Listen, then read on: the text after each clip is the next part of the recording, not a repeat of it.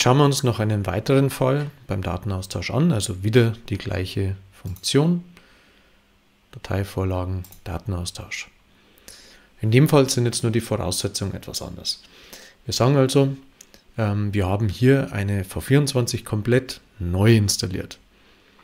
Wir möchten jetzt aber Einstellungen von einem alten Rechner oder von einem anderen Kollegen übernehmen. Das heißt also, wir haben jetzt hier in dem Fall komplett schon alle V24 Einstellungen drin. Wir möchten also nur neue Einstellungen mit einem eigenen Namen, also die vom Kollegen oder eben vom alten Rechner kommen, die Einstellungen mit dem eigenen Namen mit übernehmen. In dem Fall möchte ich also die Daten von einem alten Rechner oder von meiner alten Version oder von einem Netzlaufwerk zum Beispiel jetzt übernehmen. Das heißt, ich habe hier auf dieser Seite schon die kompletten neuen Einstellungen der V24 drin und brauche jetzt nur die Einstellungen, die einen eigenen Namen haben, auf der rechten Seite. Beispielsweise hätte ich es jetzt hier, dass ich eine V23 noch mit drauf habe.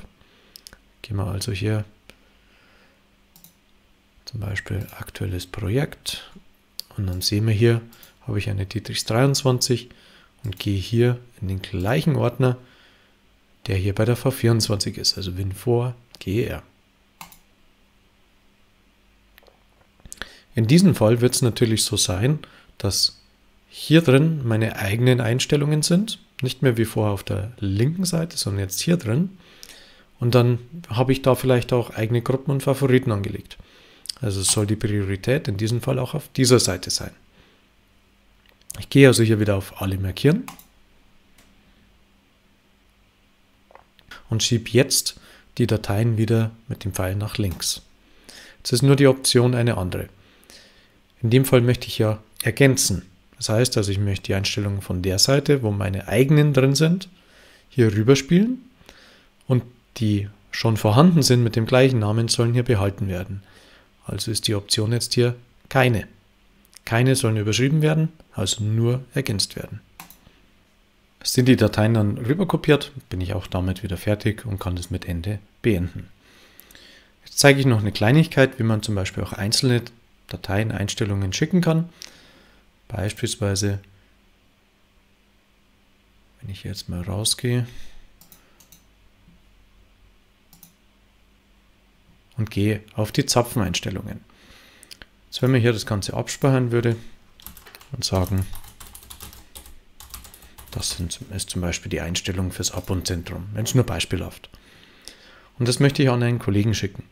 Dann gibt es auch hier immer bei den Einstellungen diesen Einstellungen verwalten Knopf. Gehe hier unten auf den Datenaustausch und das Fenster ist das gleiche, nur eben reduziert auf den Bereich dieser Zapfeneinstellungen. Und hier kann jetzt zum Beispiel auch mein Projekt direkt auswählen, wie es hier auch schon ist. Ich sage also aktuelles Projekt, dann springt das hier hin und ich kann hier diese Einstellung mit reinspeichern.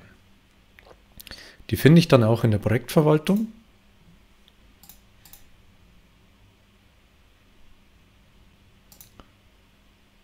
Und kann die also von hier ausgehend einfach zum Beispiel per E-Mail versenden oder auf ein Netzlaufwerk drauflegen und so dem Kollegen bereitstellen.